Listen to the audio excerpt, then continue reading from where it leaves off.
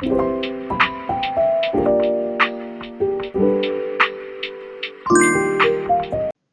Everyone, welcome back to my channel study with Chhetri. तो आज होने वाला है एसएससी प्लस बैंकिंग जो मैं पढ़ रही हूँ उसके रिलेटेड वीडियो। एंड अभी मैं मेंस के लिए प्रिपरेशन कर रही हूँ तो मैं उसी के बारे में ज़्यादा बात करूँगी रादर देन कि एसएससी। तो ये था मेरा टू डू लिस्ट। एंड मैं आजकल जल्दी उठने लग गई हूँ। एक्चुअली मैं जल्दी सो जाती हूँ और मैंने पैटर्न बिगाड़ रखी थी क्योंकि लेट सोती थी लेट उठती थी। बट अभी मैं 3 बजे के आसपास में उठने लग गई हूँ। एंड 3 बजे उठते हैं तो 8 बजे तक ना आपका आधा काम ख़त्म हो चुका होता है। एंड मैंने दिन स्टार्ट किया वही कैलकुलेशन से, जिसमें मैं square cube table and banking में ये एसएससी बेस से भी ज़्यादा इम्पोर्टेंट होती है बिकॉज इधर स्पीड मैथ का क्वेश्चन ज़्यादा आती है प्लस कैलकुलेशन चाहिए होती है। एंड मैं यहाँ पे नंबर सिस्टम कर रही थी। उसके बाद जितना भी कैलकुलेशन वाला पार्ट है एंड मैथ का जितना भी मुझे कवर करनी है मैं सिर्फ मेंस लेवल का कर रही हूँ एंड डिफ़िकल्टी लेवल का कर रही हूँ। और मैं कौन सा बुक यूज़ करती हूँ बैंकिंग के लिए वो वीडियो के लास्ट में है। एंड मैं हमेशा की तरह गाना सुनते हुए प्रैक्टिस करती हूँ, या तो मैं लगा लेती हूँ हेडफोन एंड नहीं तो मैं गाना चला देती हूँ। ऐसे भी सुबह सुबह कोई तो सुनने वाला है नहीं तो मैं ऐसे चला देती हूँ, नहीं तो वो कान दर्द करता है ना ज़्यादा हेडफोन भी लगा देते तो ऐसे करके मैंने क्वेश्चन प्रैक्टिस किया। आई थिंक मैंने 2 आवर्स के आसपास तो मैंने क्वेश्चन ही प्रैक्टिस किया मैथ का, कैलकुलेशन एंड स्पीड बढ़ाने के लिए। बिकॉज वहाँ पे 5 से 7 क्वेश्चन स्पीड मैथ का देता है तो वो अटेम्प्ट करने के लिए मुझे मेंस लेवल का करना पड़ेगा, राइट। एंड मैं वीडियो नहीं डालूँगी बोला था बट मुझे डालना ज़रूरी लगा। बहुत सारे का कमेंट आया हुआ था एंड मैं दिखाना चाहती हूँ कि मैं कैसे कवर करती हूँ। एंड देख सकते हो ये सिर्फ मेंस लेवल का ही कर रही हूँ मैं अभी। एंड ये प्री लेवल का प्रीवियस ईयर का एंड लेवल 2 लेवल 1 में ऑलरेडी कर चुकी हूँ। पता नहीं कितने बार किया होगा ये, क्योंकि मैं कैलकुलेशन के लिए बस अड्डा का बुक उठाती हूँ और एक सेट लगा देती हूँ। एक सेट में 60 से 70 तक क्वेश्चन है तो 60-70 क्वेश्चन डेली करते हो तो कैलकुलेशन स्पीड आपका बहुत बढ़ जाती है। एंड मेरा सीरीज़ भी यहाँ पे ख़त्म हो गया था तो मैं साथ साथ में ना टिक करते हुए चल रही थी कि कितना ख़त्म हो गया। एंड यहाँ पे मैं कर रही हूँ एडिटोरियल। देखो एडिटोरियल में बैंकिंग हो या एसएससी हो कभी नहीं छोड़ती हूँ, डेली करती हूँ। इसके वजह से मेरा आरसी सॉल्व करने का तरीका एंड ग्रामर का रिवीजन साथ साथ में होती है। भले ही मैं कुछ करूँ ना करूँ मैं एडिटोरियल करती हूँ। और इतना ज्ञान दिया बट आज 2 मिस्टेक हो गया था, पता नहीं बहुत ही अजीब सा पैटर्न था एंड बहुत अजीब अजीब वर्ड था जो कि मुझे आता ही नहीं था। एंड क्लॉज टेस्ट में भी ऐसा ही था बट थैंकफुली क्लॉज टेस्ट हो गया एंड ग्रामर या तो वोकैब पार्ट में मिस्टेक हो गया था। मैंने अभी देखा नहीं है, अब देखूंगी क्योंकि एनालाइज करने के लिए मैंने आधा घंटा रखा हुआ है अभी। तो सोने से पहले मैं उसको एनालाइज करूँगी, या तो मैं लेटे लेटे भी मैं देखती रहती हूँ क्योंकि मैंने फ़ोन पे भी ऐप डाउनलोड कर रखी है, ताकि मैं देख सकूँ कि क्वेश्चन कहाँ कहाँ क्या क्या मिस्टेक कर रही हूँ मैं, क्या फोकस करने का ज़रूरत है मुझे, तो मैं वो देखती रहती हूँ।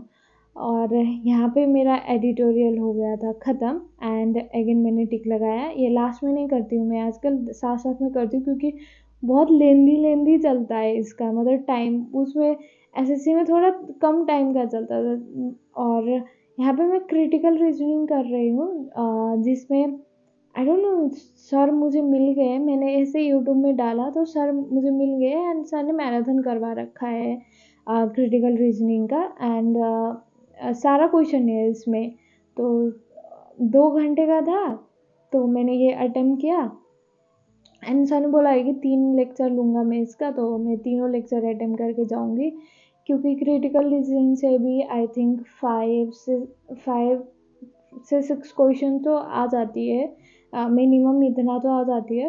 तो बाकी जो भी वो होती है ना क्वेश्चन होती है ना वो बहुत टाइम टेकिंग होती है, बट ये टाइम टेकिंग होती है बट इसमें चांसेस ज़्यादा है कि तुम क्वेश्चन सॉल्व कर सकते हो, राइट। एंड अगर तुम्हें पैसेज अच्छे से समझ आ रहा है एंड सबका रूल पता है तो वो वो आप आराम से कर सकते हो।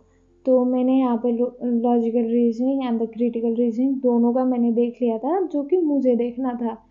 और उसके बाद मैंने आई थिंक उसके बाद क्या किया था मुझे याद नहीं आ रहा है, रुको वीडियो आने दो फिर। अच्छा हाँ, मैं आप लोगों को ये दिखा रही थी कि मैं इतना ही पार्ट करके जा रही हूँ SBI मेंस में, क्योंकि मैंने जब तक रिज़ल्ट नहीं आया था तब तक मैंने कुछ नहीं पढ़ा था, रिज़ल्ट के बाद ही मैंने पढ़ना स्टार्ट किया है। तो मेरे पास मुझे इतना ही करके जाना है, मतलब दिसंबर, जनवरी, फेब, मार्च, मतलब 4 महीने का करंट अफेयर मैं पढ़ रही हूँ, प्लस जो भी मैंने टॉपिक लिखा है उसका ही मेंस पार्ट कर रही हूँ, बाकी मैं मॉक से प्रैक्टिस कर रही हूँ। देखो अब मैं पजल लेके बैठूंगी, 200-400 पजल लेके बैठूंगी, वो कोई सेंस ही नहीं बनता है। एंड ये ना क्रिटिकल रीजनिंग का पॉइंट था जो कि मैंने लिख रखा है, तो इतना पॉइंट याद होने के बाद आपका 99% टाइम क्रिटिकल रीजनिंग करेक्ट हो जाती है। तो ये बार बार रिवीजन करूँगी जब तक एग्ज़ाम नहीं आएगा। एंड मैं ये बोल रही थी कि देखो मैं करंट अफेयर्स बल्क में लेके भी नहीं बैठ सकती, राइट। सेलेक्टिव करंट अफेयर्स लेके बैठी हूँ मैं, जिसको बैंकिंग एंड फाइनेंस का ज़्यादा है, ज़्यादा पार्ट और डिटेल में पढ़ रही हूँ, बाकी न्यूज़ में ऊपर ऊपर से पढ़ रही हूँ। ऊपर ऊपर से मीन्स PDF से पढ़ रही हूँ, जो 150 क्वेश्चन का हर मंथ का 150 क्वेश्चन वाला PDF आती है ना, उससे पढ़ रही हूँ। एंड ये मेरा बुक है मैथ का, जो कि मैं बैंकिंग के लिए यूज़ करती हूँ। मैं अड्डा का ही यूज़ करती हूँ, क्योंकि सबसे पहले मैंने अड्डा से ही पढ़ा था, तो अड्डा से मैंने बल्क में बैंकिंग के लिए पहले अड्डा ही फेमस था, राइट। तो मैंने अड्डा से ही लिया था, अड्डा से वो उसका पूरा बल्क में मैंने मंगाया था बुक, जिसमें DI का अलग, पजल एंड सीटिंग अरेंजमेंट का अलग, मैथ, इंग्लिश, रीजनिंग सबका अलग अलग बुक एक साथ बंडल में आया था। आई थिंक 900 का था या 1000 का था जब मैंने लिया था। एंड इतने में सारा बुक आ जाती है एंड इतना इनफ है बैंकिंग के लिए। और बाकी तो मैराथन चलती रहती है, यूट्यूब में डेली क्लासेस होती रहती है, आप लोग वहाँ से भी अटेम्प्ट कर सकते हो।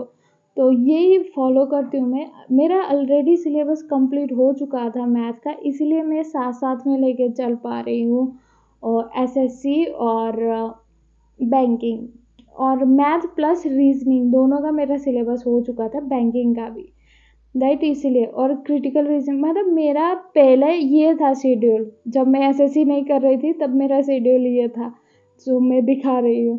एंड फाइनली क्या बोलूँ, अप्रैल आ गया है एंड अप्रैल मेरे लिए स्पेशल है। क्यों है बाद में बताऊँगी। एंड जो मेरा एग्ज़ाम है उस सिर्फ 8 दिन बचा है, एंड 8 दिन में मैं इससे ज़्यादा कुछ नहीं कर सकती, राइट। एंड मैंने ये एनालाइज़ किया है कि मुझे कैसे कैसे मेरा मॉक लगाना चाहिए, एंड मैं एग्ज़ाम में कैसे कैसे अप्रोच करूँगी। फर्स्ट अप्रोच है सीरीज़, क्वाड्रेटिक एंड अप्रोक्सीमेशन, जितना भी आता है ना वो पहले अटेम्प्ट करूँ क्वांट में, क्योंकि कभी कभी हम ना वो डिफ़िकल्ट वाले क्वेश्चन में फंस जाते हो और पीछे ईजी क्वेश्चन मिल जाती है आपको। तो ऐसा बिल्कुल नहीं करना है, पहले पूरा क्वेश्चन में गो थ्रू कर लो, क्योंकि टाइम इनफ होती है। ऐसा नहीं है कि टाइम भागे जा रहे हैं, नहीं, पहले पूरा मैं गो थ्रू करूँगी, मैं उसके बाद सिलेक्ट करूँगी कि हाँ ये करना है, मार्क करूँगी, उसके बाद करना स्टार्ट करूँगी। नहीं तो मैंने मॉक में देखा है बहुत बार क्या हो रहा है ना, कि डिफ़िकल्ट क्वेश्चन करते जा रहे हो और टाइम ख़त्म हो रहा है और पीछे इजी क्वेश्चन पड़ा हुआ है। तो ये मैथ के लिए बहुत ही ज़रूरी है, मैथ, रीजनिंग सबके लिए। तो ये मैं करूँगी, ध्यान दूँगी। एंड ये था आज का वीडियो, और मेरा टू डू लिस्ट हो गया था यहाँ पे ख़त्म। एंड जो ग्रामर पार्ट बची है वो मैं अब करूँगी, मतलब 8:30 तक करके दैन में दिन ख़त्म करूँगी। ये था आज का वीडियो, बाय बाय। आप लोगों को जो भी क्वेश्चन पूछना है कमेंट सेक्शन में पूछ सकते हो। अभी के लिए बाय बाय।